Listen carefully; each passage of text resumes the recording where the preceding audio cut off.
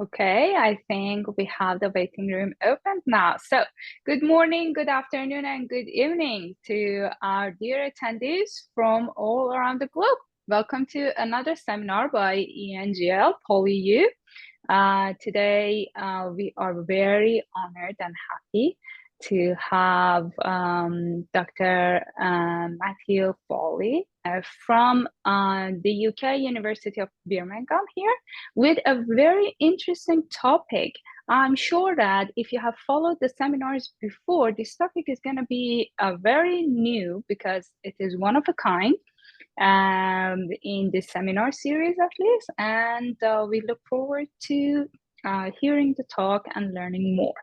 So a little bit about our invited speaker before we move forward, but before that, let me do a check. If you can hear me and if you can see me, could you please either type yes or raise your hands or give a thumbs up, something that I know the communication is established here.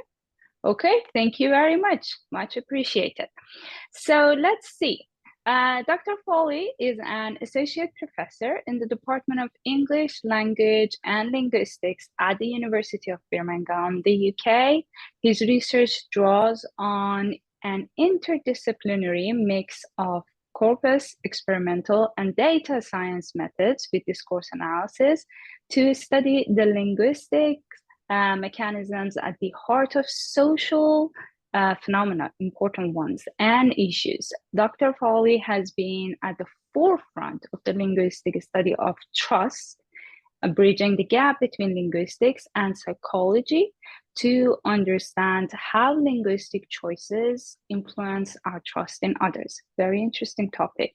He has developed the first systematic account of the linguistic features involved in a discursive trust repair and has conducted a series of experimental studies to test how these strategies affect people's trust in companies and politicians. So today, we are going to hear about this interesting topic in verbal manipulation in the Enron Tapes.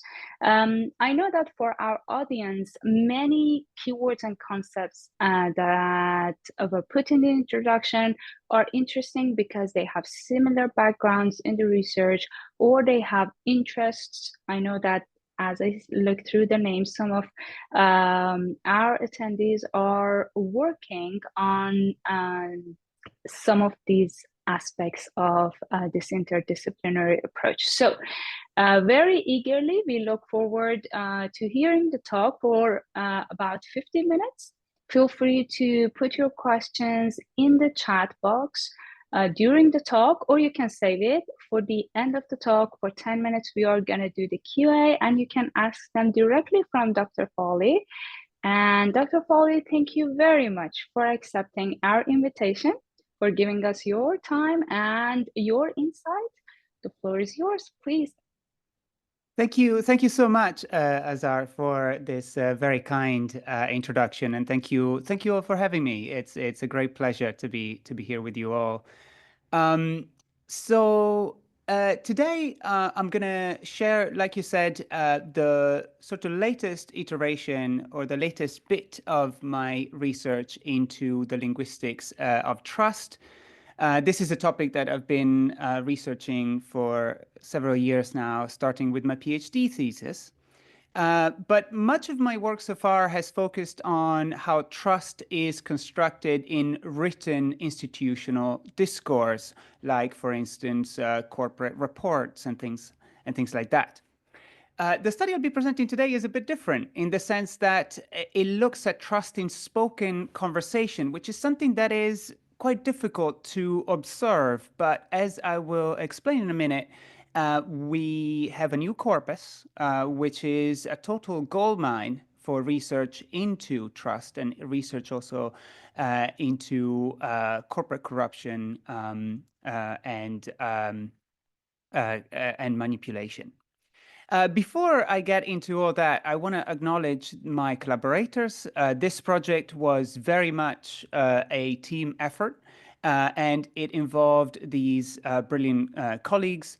Adam Nix from the Birmingham Business School is an expert in corporate wrongdoing and has done a lot of work on the Enron case study. So he brought all of his wealth of expertise into the specific case study that was absolutely essential for us to decode what was going on in the corpus, in the conversations. And then Alicia Wickert, Anina Van Rieper, and Elle Wilding are all PhD students in the Linguistics and Communication Department at Birmingham. The department's name, by the way, has recently changed, so it's now Linguistics and Communication. And it's contributed, all of them have contributed in key ways to the project. All right, so let me just give you a brief overview of the study. This is a study that is positioned within the field of forensic linguistics. And specifically, it looks at how language can be used to persuade and manipulate in the pursuit of illicit and criminal goals. At the heart of this research is a bit of a paradox. We all know that trust is a good thing. It's the foundation of a healthy society. It's what allows us to work together, to build relationships, and to function well as communities. But at the same time, trust is also a key ingredient in a lot of crimes. Think about corporate fraud, bribery, illegal cartels, romance scams, and even online child sexual grooming. In all of these cases, offenders need to gain someone's trust to achieve their goal, and often also to avoid getting caught. But how do they do that? Mainly through language. That's why studying the linguistics of trust is so important if we want to understand how these different forms of criminal activity work, and also if we want to devise practical interventions to try to combat these different forms of crimes. However, linguistic research on trust, especially in how trust is constructed interactively between people, is still in its early days. So one of the main goals of the project I'm about to present is to develop a new analytical and methodological approach for studying trust and how it's built and manipulated in discourse. And what we've done is we've used the case study of Enron, which is one of the most notorious cases of corporate misconduct in history, to help us bootstrap this framework. So let me tell you a bit about the case study, and just as an overview for now, and then I'll come back to it and I'll give you a bit more detail. Now, back in the 1990s, Enron was one of the biggest players in the in the US energy industry. The company had built a reputation for aggressive trading and innovation and positioned itself as a real powerhouse in the energy sector. However, by the early 2000s, things started to unravel for the company, and they did so very fast. The company had been hiding enormous debts and inflating profits through some very creative accounting tricks, deceiving investors and regulators along the way. But the scandal wasn't just about dodgy bookkeeping. Enron's misconduct went much further. In fact, the company's so-called West Power division manipulated California's energy market using a series of shady trading tactics to drive up profits. The result of this was one of the worst energy crises in US history. California faced massive power shortages, rolling blackouts, and electricity prices that went through the roof, all while Enron executives were cashing in. Now, the good thing for us, but also like kind of the crazy thing about this whole Enron saga, is that a lot of the a lot of the shady deals that the company put in place to manipulate the California energy market were discussed on the phone. So Enron traders were able to develop relationships with different kinds of clients, other companies, such as power plants and utility companies. And this gave them control over electricity flows across the state and across the US western states. And in this way, they were also able to influence demand and supply, and as a result, also prices for electricity. For instance, one way in which they did that was by regularly instructing their partners to shut down specific power plants in order to create artificial shortages that sent electricity prices soaring. This is what you're seeing in this extract from an authentic conversation between an Enron trader, BW, and an operator at a affiliated sort of a client company running several power plants across the state. And as you can see here, BW is asking confidentially for the power plant operators to get a bit creative and to come up with reasons to go down, which means to shut down the plant. Now, what is interesting here is that BW, the Enron trader, frames this request as confidential, which shows that he trusts the power plant operator to keep the secret. And that's the kind of language that we're interested in here. Language that is used to show trust, language that is used to build trust, and at times also language to repair trust. And we'll see a lot of this throughout my talk. Now, the extract I've just shown comes from a collection of 505 internal and external phone conversations involving Enron employees during the California energy crisis. Now, these conversations were released as part of the legal case against Enron, and they were collected by the Federal Energy Regulatory Commission, or FERC, which is an oversight agency in the US. Now, this collection that we call the Enron Trader Tapes Corpus is the corpus that we're going to be using in our study. It's around 415,000 words, and while this might not seem much, it's a lot for a spoken corpus, and especially it's a lot for a spoken corpus from a context of known illegality. Access to this kind of data is incredibly rare, which makes the Enron tapes an invaluable linguistic resource, not just for this specific study, but also for forensic linguistic research in general. The corpus gives us a unique window into how trust is built and negotiated in real time, and how through verbal interaction, Enron was able to create and manage a corruption network that was really effective, at least for a while. All right, so these are the two research questions that that guided our analysis of the Enron Trader Tapes corpus. The first question is quite general, and it is about this relationship between language and trust. So we're interested in understanding how people do trust in conversation. How do speakers manage trust in interaction? And that doesn't just mean building trust, but also testing other people's trustworthiness, also repairing trust and bonding with others.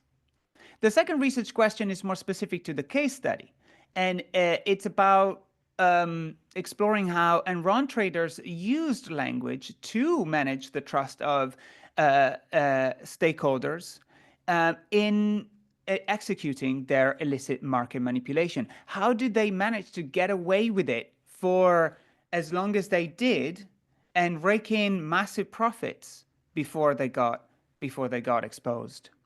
So these are the two questions that we're asking. So let me give you just a bit of background before I tell you, I show you some of the findings. And I'm going to cover briefly the concept of trust, which is, of course, central to our analysis.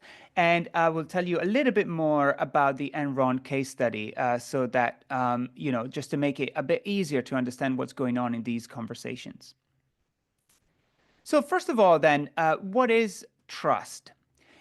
Here on this slide, you have one of the most widely cited and influential definitions of trust, which is the definition that we're using as the sort of foundation for our analytical framework. So trust, according to this definition, is a psychological state that comprises the intention to accept vulnerability based on positive expectations of the intentions and behavior of someone else.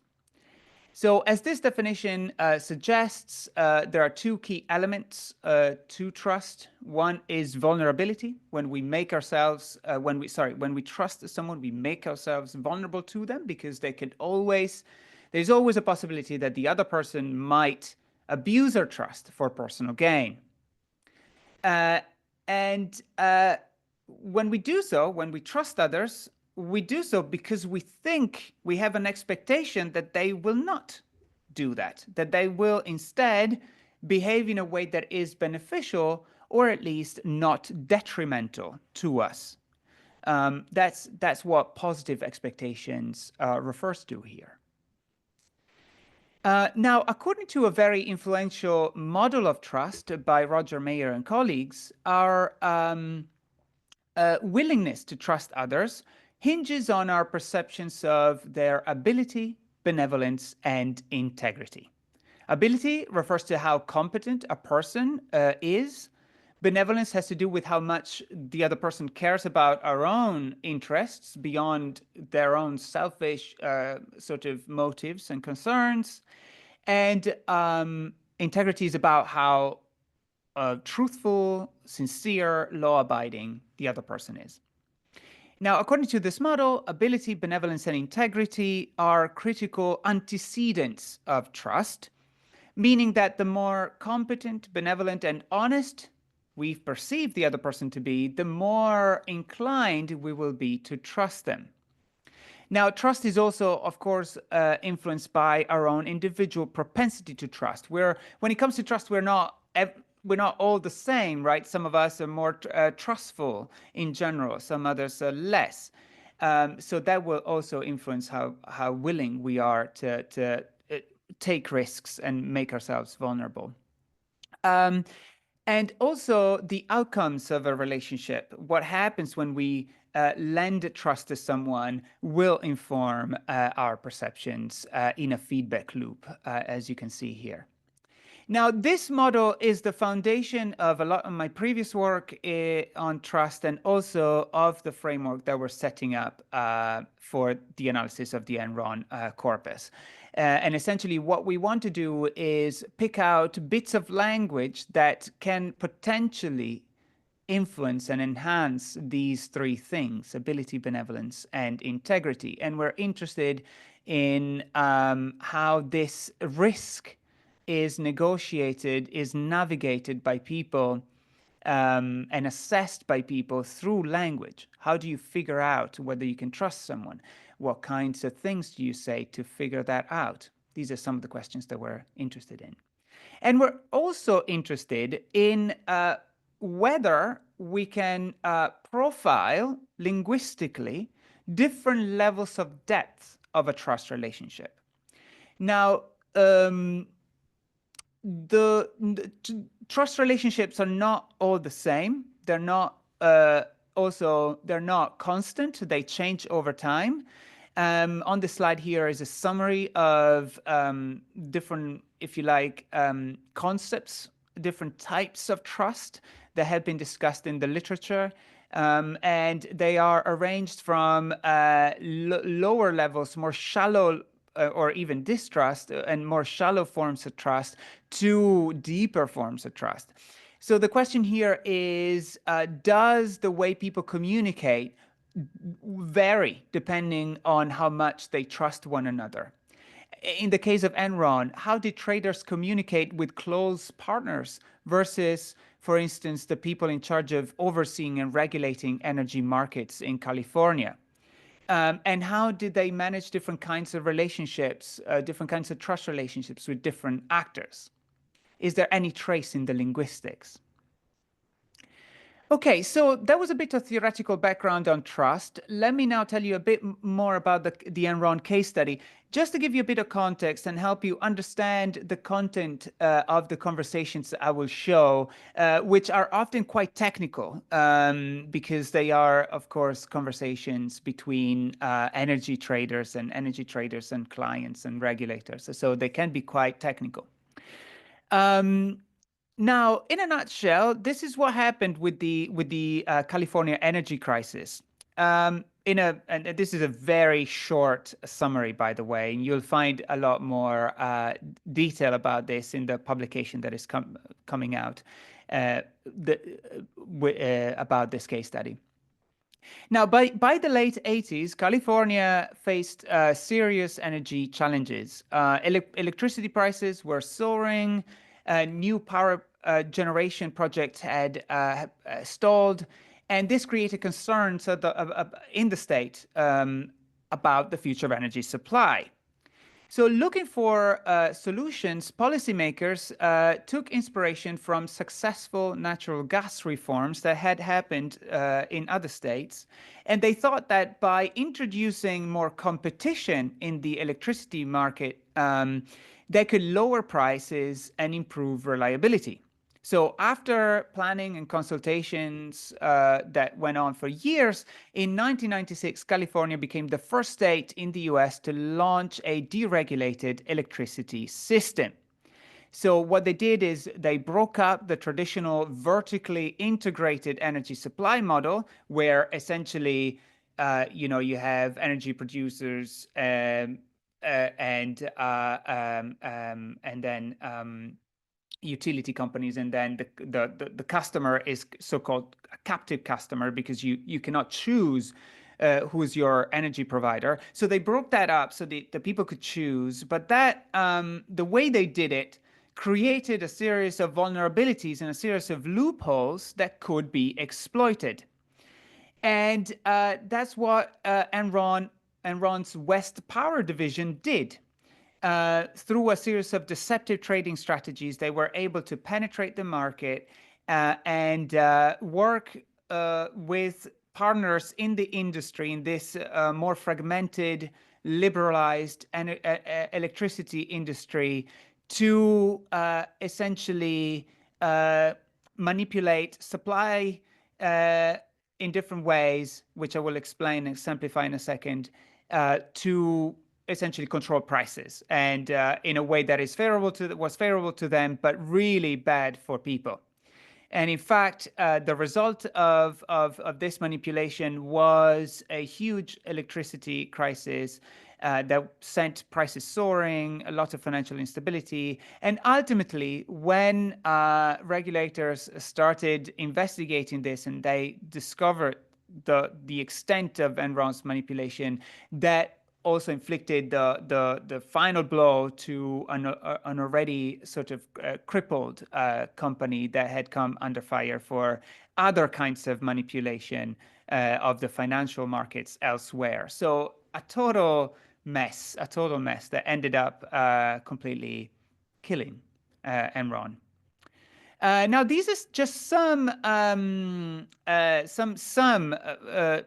examples of the kinds of trading strategies that Enron's West Power used to exploit the newly deregulated energy system. And they had really sort of humorous names for these strategies, like Fat Boy, Thin Man, Death Star. So essentially, what they did is things like exporting the energy out of California to create an artificial shortage of energy, which sent the prices up. And then they would re-import the energy back into the state at a higher price, making a bigger profit.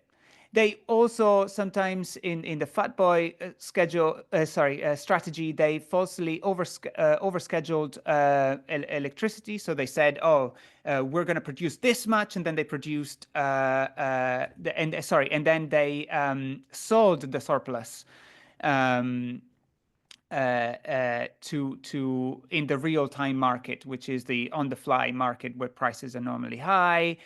Thin Men was the opposite strategy. Death Star was a type of strategy where they essentially created congestion on electricity paths to then collect congestion relief payments. So they artificially created congestion by flooding the market with electricity, or flooding really busy electricity sort of lanes with a lot of electricity. And then the state would, as an emergency measure, hand out payments to companies that were able to divert that energy elsewhere. So these are just 4 out of 12 different market gaming strategies that Enron used. And these were extremely profitable for Enron, but terrible for consumers because they, of course, artificially restricted energy supply and pushed prices up. But really, like from this, you get the sense, like the technicalities are a bit difficult, but we don't need to necessarily like fully understand this for our purposes. What I want you to get from this is that, remember when one of the Enron traders asked the power plant operator to get creative? That's the mindset. They got really creative, and they really very deliberately tried to find ways of exploiting the market vulnerabilities and come up with these strategies to make more money. All right, so far we've talked about how Enron exploited California's energy market, but how did they actually gain and maintain trust while doing it? That's what we set out to do. So as I said at the start, previous studies didn't have a clear framework for analyzing how people use language to manage trust in conversations. So to fill this gap, we developed our own framework focusing on what we call trust management moves. So these are the different ways in which speakers build, manipulate, and maintain trust in discourse. So as the label suggests, we used move analysis as our methodological framework. This is a well-known technique that breaks communication into structured moves or specific verbal actions that serve a particular function. And this is a method that has been, widely used across different discourses. But what we are doing is taking the general concept of move and extending it to map out the moves that are used generally in conversation to negotiate and manage trust. And so we essentially take move analysis and plug in that trust theory that I talked about at the start to identify these moves and to specify them in a way that makes the link between that particular move and trust as clear as possible. So this is an extract from the code book that we developed for our analysis, and the move that was exemplified in the first example at the start, what we call signal confidentiality move. And we specify for each of the moves its relationship to trust, and which of the facets of trustworthiness from Mayer et al.'s model it may help enhance. And so we did that, and we ended up through a progressive sort of iterative kind of analysis, which I'll talk about in a second. We ended up with 21 distinct trust management moves. And we applied this framework, these moves, to the coding of the full corpus, the full Enron Trader Tapes corpus.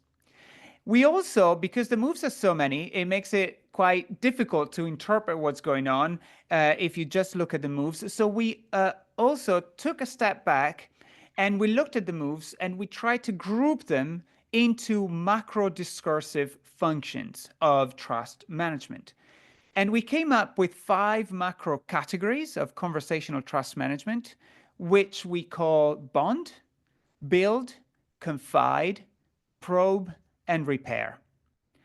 Now, we argue that these five core types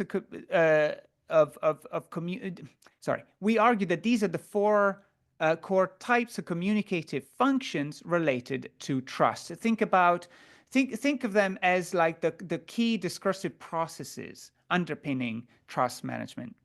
Bond is about building emotional connections and taps into what in the literature is referred to as affect-based trust. So trust based on emotions and personal relationships and goodwill. Build, these are moves focused on proving competence and reliability. It taps into so-called cognition-based trust, which is trust based on logic and evidence.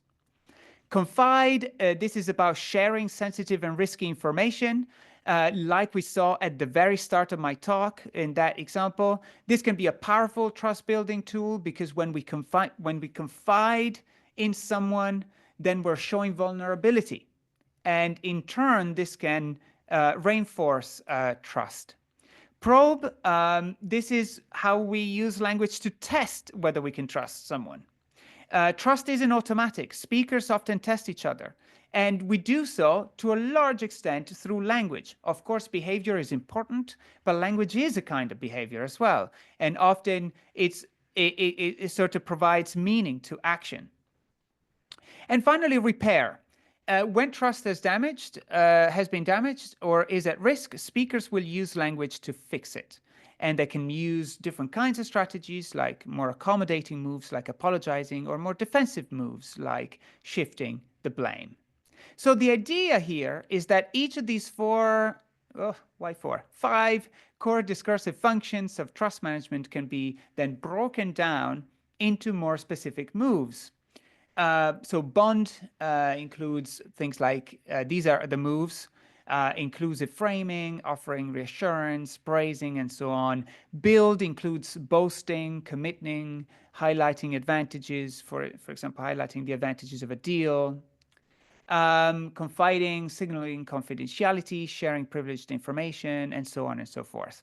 I can give you more details. I'll show you some examples, but of course, there's a lot of different moves. If you want to see examples of each, I have examples of each, and I can show you them later in the Q&A session. But I just want you to get the gist of this, that we have a typology of trust management moves, recurring types of verbal actions that people perform to negotiate trust in conversation, and we can group them into macro functions that are essential to discursive trust management.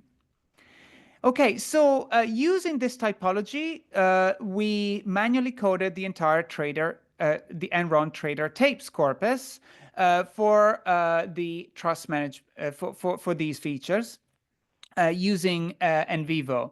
And this was done as in a sort of systematic, stepwise kind of fashion. Essentially, after we developed the typology on a smaller sample from the corpus, we then, two of us, myself and my collaborator, Alicia Wickard, we coded the full corpus independently, and then we met and reconciled the differences. And this ensured a high quality of the coding, but was also, of course, an extremely time-consuming process. It took us around 9 months and around 1,300 person-hours to code the whole corpus. So let me tell you, I'm very happy with the way that the project turned out, but I'm never going to do this again. It was a lot of work. In addition to the text level codes, we also categorize the conversations in the Enron corpus based on 3 parameters. Essentially participants, who the participants were, the nature of the call, so the content of the call, and the type of relationship. And as you'll see later, this has enabled us to compare different kinds of calls and to see whether there are any patterns in the way that the trust management moves are used. All right, so let me give you then hopefully the methodology is clear. It's pretty straightforward, really. It's like discourse analysis, but on a large scale. So let me give you some results from our analysis. The corpus gave us more to talk about. We could fill a lot of papers, I think, with the results. But I'm obviously not going to be able to show you all of it. I'm just going to show you a few examples just to give you a flavor of the analysis. It's very challenging to present this because it's qualitative analysis and we're working with conversational data. And conversational data takes up a lot of space, so it's quite hard. But if you're interested in learning more about this case study, this will be published as a short monograph in the Cambridge Elements in Forensic Linguistics series, hopefully later in this year. So the book contains a lot more examples, a lot more detail, and it's really hard. I won't be able to do it justice here, I think. But I just want you to get a flavor of what we can do with this analytical framework that we've developed. And one of the things that we can do based on our coding is actually quantitative analysis. Once we coded the whole corpus, we could extract the frequencies of the different moves. And this can be very helpful because it can show us patterns that may not be obvious as you read through the text, like aggregate patterns in the data. And those can also guide our analysis. This plot shows that the general distribution of different of the 4 trust management processes of bond, build, confide, probe, and repair. What we can see here is that bond was the dominant one. Repair was also quite prominent. And this is understandable. Enron was, at the time of the conversations, under a lot of pressure because of the energy crisis. It started to become increasingly scrutinized by outsiders. So it had to defend itself. Another interesting finding that is not shown here, but that I'm sharing with you verbally, is that Enron's discourse, so the Enron's turns, contained significantly more trust-related language, more trust management moves, compared to the other speakers, around 262 words per 1,000 compared to 225. And this, shows, I think, a combination of things. What I said just now, the fact that there was a lot of pressure on Enron, and also the fact that Enron was actively manipulating the market. So they had to be quite strategic in their communication and put a lot of effort into trying to build trust relationships to enact their manipulation strategies. Now, one of the most common moves found in the corpus was a bond move called share emotions, or sharing emotions. Enron traders often used emotional language, particularly with clients, and particularly in clients that they had that were colluding with them, to complain about government regulations, particularly California's attempts to control the energy crisis. For instance, in the conversation that you see here, there's a lot of swearing, by the way, so sorry about that. An Enron trader expresses frustration about price caps, the price caps that the Californian government had introduced to try to contain the energy crisis, and they blame the state of California for energy shortages, which is quite ironic because they were creating the energy shortages. So you have a lot of emotional language, a lot of swearing in the corpus. So swearing is another interesting sort of angle, I think. T is the client, is from Enron, and it's the client initially complaining, but is totally aligning with that stance and piling up the blame game. So there's a lot of anger here and a lot of emotion going on, a lot of blaming of the state of California, which was a way of not just bonding emotionally and finding a common enemy. It was also a way of legitimizing what Enron was doing by shifting the blame towards the regulators. And the emotional tone of these conversations, we argue, helped Enron traders convey a sense of, honesty, in the sense that they really believed in what they were doing. There was also another bond move was show agreement, and we see a lot of different kinds of stance alignment and a lot of what conversation analysts would call affiliation. So acts whereby the speaker aligns themselves with the other speaker emotionally, and they do so in different ways. For instance, through repetition here, right? Repeating what the other person has said with a different intonation, sharing negative assessments, and verbal affirmations, validation, like in the final line. So there's a lot of bonding going on, which helped trust, consolidate trust, especially with colluding partners. Then we also, another way in which Enron traders managed trust was by projecting care and empathy, especially towards clients that were affected by what Enron was doing, clients that might not have been fully in the know about what Enron was doing, because Enron was ripping everyone off. Like they were ripping off customers, but also several clients. And I'll show you a really a striking example of that in a moment.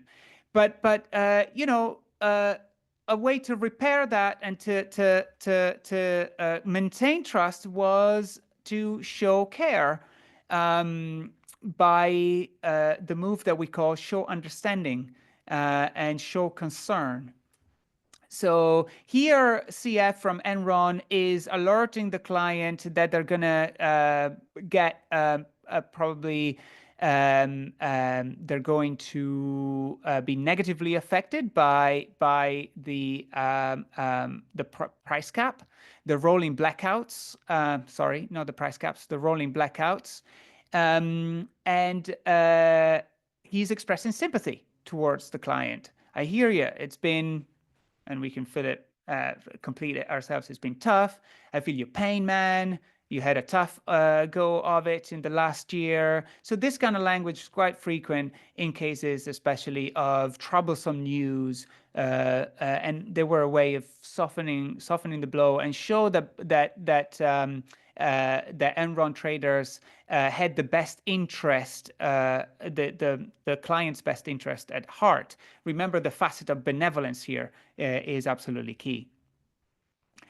As I said before, Enron traders ripped everyone off, including their clients. And a striking example of that is this one, where essentially a client used the company's Enron Online platform to trade energy. And what they are reporting here to SR, who is an Iran trader, RB is a client, they're reporting something strange happening as they tried to purchase energy via the Enron Online platform. They're saying, you kind of left a bad taste in our mouth. It might have been just coincidence, and here you can see, there's probing going on. RB doesn't know whether they can trust Enron anymore. There's something funny, and they're using language to try to ascertain whether they are right to feel distrustful of them. So I get on Enron Online and look at the prices, and there it is, 140. And then what happens is that I get this message, this error, but prompt that said the transaction was denied. And it's eerie. It was like someone was looking at what I was doing.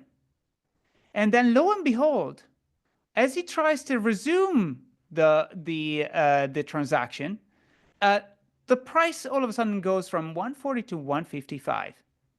As soon as I wanted to buy the energy, they went, oh, there's some interest here, so let's move the price up. It just looked kind of. So, what you can see here is a situation where trust is at stake, where a client doesn't know whether they can trust Enron anymore. They are topicalizing trust because they are bringing it into the conversation. They're using language to probe trust, and they're trying to see whether they can trust Enron. So there are damaged perceptions of situational predictability here. There's something funny going on. Things don't go as planned, and this in turn creates distrust in Enron's ability, potentially actually mainly integrity. Does it make sense? I hope it does. And in this prompt, the Enron trader to try to repair trust. And I'm not going to be able to give you a full breakdown of this, but you will find it in the book. But essentially, there is a lot of justification going on, an attempt to reframe what happened as normal, and an attempt to essentially dissuade and diffuse this distrust by explaining that what happened was absolutely normal, that there are reasonable, that are plausible, there's a plausible explanation for what happened. The Enron trader also shows a concern again. I really want the Enron Online work smoothly for you. I apologize. He apologizes as well. I want to be there next time, and so on and so forth. So a lot of trust repair. I'm realizing that I only have a few minutes left, so I'm just gonna quickly just give you a whistle stop tour of just to give you a more of a sense of what more things we can do. We can do qualitative analysis like this, in-depth qualitative analysis. We can also look at quantitative patterns, and what we find is that the quantitative patterns really align very well with the kind of with what we would expect. So closer relationships tend to have more trustful sort of language, like sharing emotions, whereas less close relationships tend to have more proactive trust-building language, like offering reassurance. We can also look at correlations between different moves, and this can tell us which moves tend to co-occur in the same conversation. And this can be extremely helpful for us to identify what we call trust management sequences, which are sequences of talk just like the ones that we saw in the repair case, where expressions, for instance, of distrust are followed by the justify move, and then the express distrust move and deny move. There are clusters there of moves that tend to co-occur together because those are the sequences of talk that we use to negotiate and repair and manage trust. Similar to this, we can see what we saw in the bonding example, where there's a lot of emotion sharing and show agreement. Those moves tend to co-occur together. But we can also look at what doesn't co-occur, and that can tell us that can sort of show us what doesn't work in trust management. Boasting and apologizing, for instance, are not compatible. And that makes a lot of sense from a trust perspective, because if you apologize for having made a mistake, it would be inappropriate to then brag about your accomplishments. So there is something, this kind of method can help us tap into the underlying cultural norms that govern trust discourse, a bit like politeness and politeness theory, where we can find principles of politeness in talk. Okay, I apologize if this was a little bit fast, but I'm happy to take your questions. There is just a final slide on the main takeaways here. We argue that language is a key tool to build trust and to manage trust in conversation.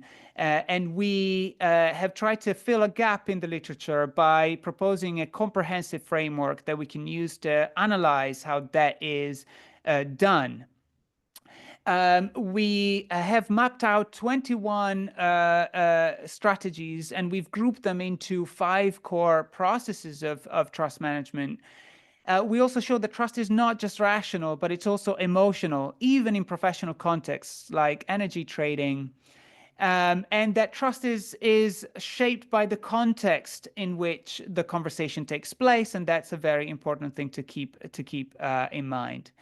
As far as the Enron case study specifically, we find, although of course I wasn't able to show you a whole lot here, but we find that Enron traders used managed trust through 4 different discursive tactics. Ideological alignment, mainly via bonding, blame shifting, sharing emotions, like we saw in one of the examples. By projecting competence there's a lot that I couldn't show about this, but projecting competence, controlling information, so they shared privileged information only with certain people and not with others, and using a lot of different kinds of trust repair strategies to try to protect their legitimacy as they went about their manipulative business. They also built in-group solidarity by reframing regulators as adversaries. And they subtly manipulated decisions through competence building. So that covers it. As I said, there's going to be a short monograph on this with plenty more examples and analysis. And if you're interested in learning more about the case, I highly recommend this this brilliant documentary called The Smartest Guys in the Room, which is about not just the Enron West Power Division debacle that we discussed today, but about the full extent of Enron's manipulation. It was a massive scandal at the what possibly the largest corporate scandal ever witnessed. So that's very interesting if you enjoy this and want to find more about it. Thank you very much for your attention. These are my contact details. I'd love to take your questions now.